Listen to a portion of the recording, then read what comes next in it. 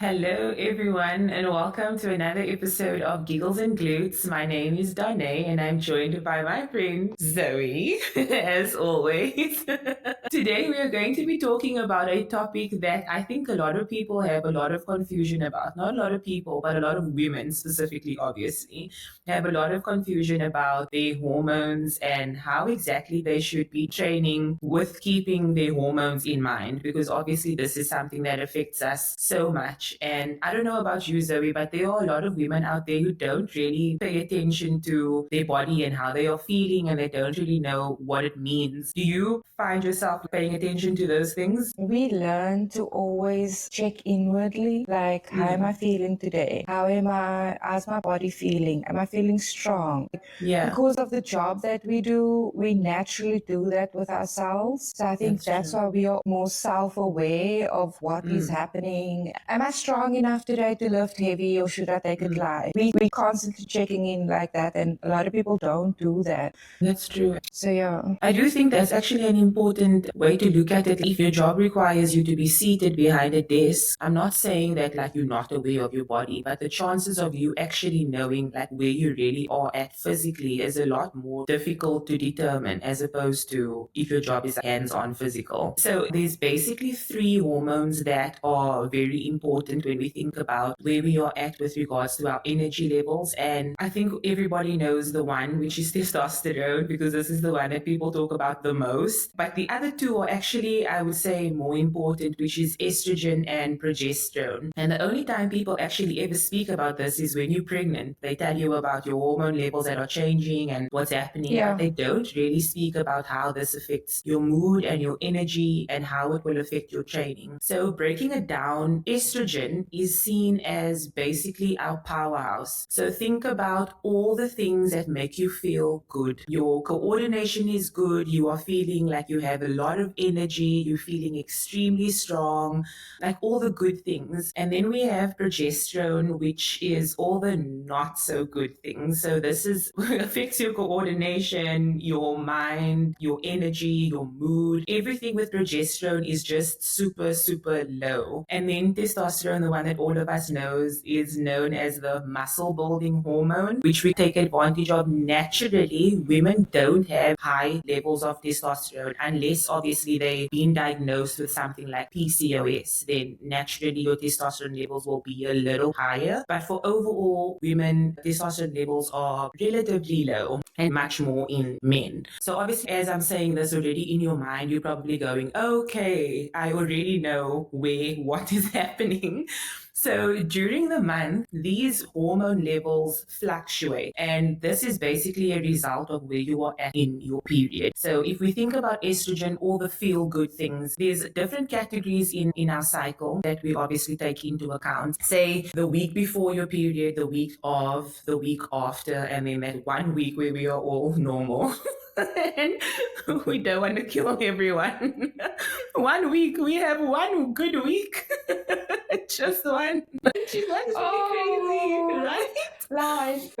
Women, honestly, like we have to focus on so many things. But if we think about like where we are at in our cycle, a lot of the time, the week before your period, your estrogen levels are really high. So you feel like you can push and you can do all of these things. You have this burst of energy. And then the week of, estrogen level slowly drops and the progesterone level slowly rises. Some people will feel like they can push through, others feel like they can't, because again, everybody's different. Then the week after, the progesterone levels skyrocket and we feel low, like I can't even carry on with doing this. And I think that it's important to be mindful, especially on a training plan, because you're going into the gym and you're like, I feel so low. And then you guilt yourself of it. And then you go to the gym and you ask your body to do so much. I don't know if this has ever happened to you. Like you want to do the most, but you physically just can't do the most. Then you fail yourself or you feel like you failed in this session, but it's actually something so much greater than your will at this moment. Your hormones going crazy inside, that's just telling you, listen, now is not the time for you to be acting crazy. I'm happy to do stuff, but can we keep it chill, please? And if you have a personal trainer, this is important information for you to disclose to your PT when you're on your period. Obviously, it's still your own discretion, but I would disclose that information just because most trainers know how to deal with this in your luteal phase and all of that stuff. And we can then adjust your sessions based on that, and that will make your training also much more enjoyable. And the transparency of it as well, like even if you don't have a trainer, be honest with yourself. Try not to guilt yourself into feeling like you have to do all of this. And the female body is something that people do not, unfortunately, spend time studying and paying attention to. We've grown up with the fact that when you reach a certain age, you're going to get your period. This is all of the things that's going to come with it, and you just have to go with it. But nobody really explains why this is happening. A lot of the time you think, am I crazy?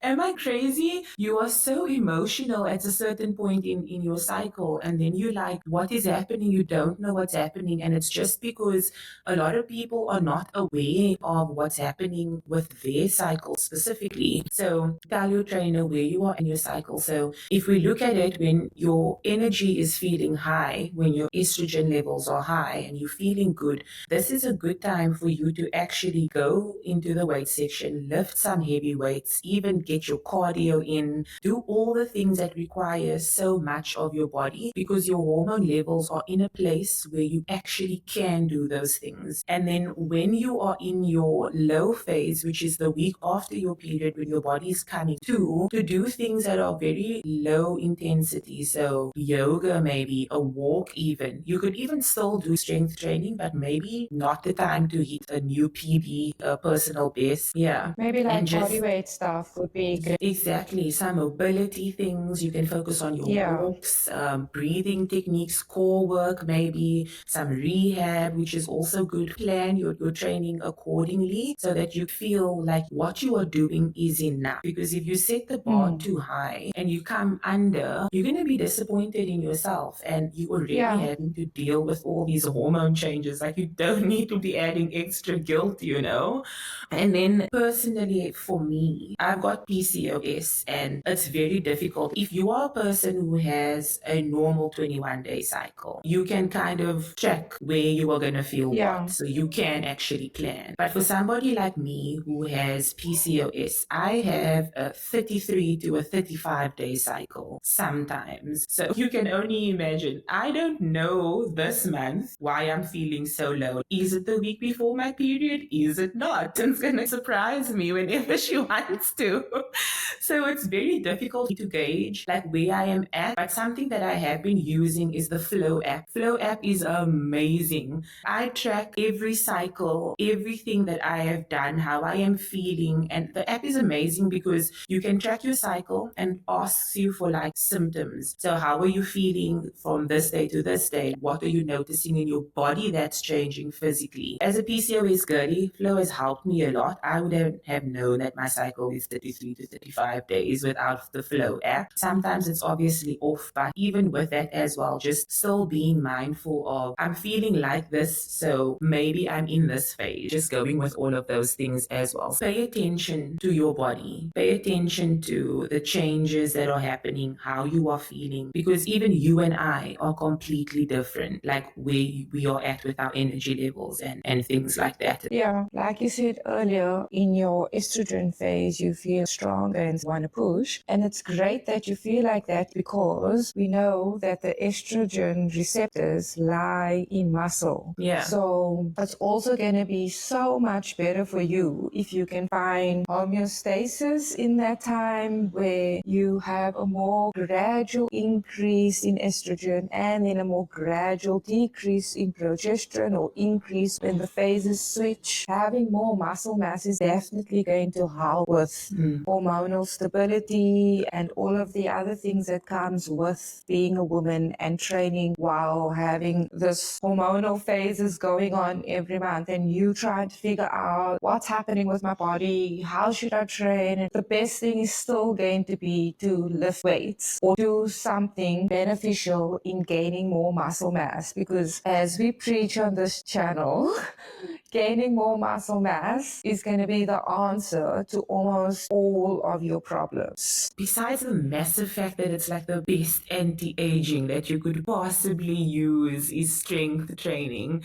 It's so insane actually. Training clients over X amount of years, you can actually see it's wild like that they are aging backwards. Like weight training is the gold of life. It helps you in every single aspect. Muscle mass, bone density, your aging process, your cognitive function, every single thing that you could possibly think of. Like weight training is the bomb.com. It really is. And then another thing to take into consideration is your recovery time. A lot of people never know, like, when do I need to rest? When do I not? You would think that you need to rest when your progesterone is high because everything is feeling so low. But actually, the best recovery time is when your estrogen levels are high, because you've done so much. Your body requires rest during that time. So you could go to the gym and you could do a 1 hour weight training session with cardio, but then for the rest of the time, your body actually needs the rest in that time. When your progesterone levels are high, this is where you want to push the boundary, not in the sense that you are asking your body to do much, but in the sense that you are telling yourself, get up and get moving. Do something. Even if it's something small, you're doing something. This is not the time to feed into that, because this is where a lot of women go into a spiral. Yes,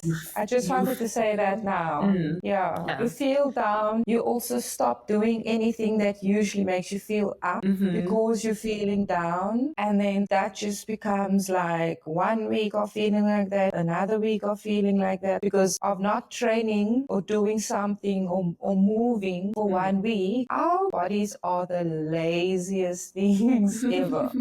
Our bodies love routine. The body wants homeostasis all the time. The body does not want to be challenged into doing something that's going to require it to spend more energy naturally. It's focused on longevity. It's like thinking, if I'm going to give this extra energy out now, I might not be able to survive another day. That's how the body works. But we know that is not logic, and we know that training and moving is better for us than being lazy bones. When you don't train for that 1 week, your body is telling all of your receptors, guys, chill out, we're going to take another week. But that's where you must say, no, I rebuke the spirit of laziness to come out of my body now. Right now. Preach! Get your ass up. And this is serious. The mental part of it comes in, is like where you need to tell yourself, because I always used to say to people, the fact that you are at the gym is already a win, because I know the struggle from the house to the gym. That's the real struggle. The workout isn't the struggle. Getting to the gym is the struggle, because you have this board meeting up here that's happening is wild, because everyone's gathered at the table giving you all the reasons why you shouldn't go.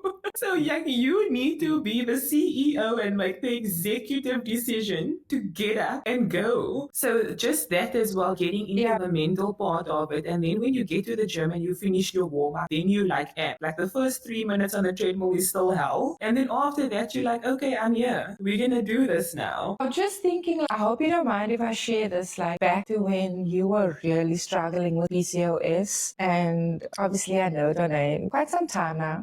And it's nice to see how far you've come in your journey with PCOS, in doing or spending the time in researching what is actually the cause of this, what is actually wrong with you, what is the reason for all of this, and how can I fix it? Because like Monique said, a lot of things are not unfixable. It's not PCOS, I have to live with this. Yes, maybe it's not gonna disappear or go away, but there's things that you can do to lessen the symptoms or help make things a little better for yourself in understanding what is happening, you know? So I just wanted to say that I was actually very proud of how far you've come in your journey, and I've seen how stressful that was for you on all different levels, on an emotional level, on a physical level, when you just couldn't bring yourself to training or couldn't bring yourself to feel motivated about wanting to train, but you decided that this is not me and this is not what I want for myself, and you pushed on beyond that, and now you're at the point where it's so beautiful. But all of that was kind of worth it. Yeah, for sure. Thank you so much for saying that. You like melted my heart. It definitely isn't an easy journey, honestly. It's making the decision, because often our hormones is like a mask that we wear. It tells you that you are this person, that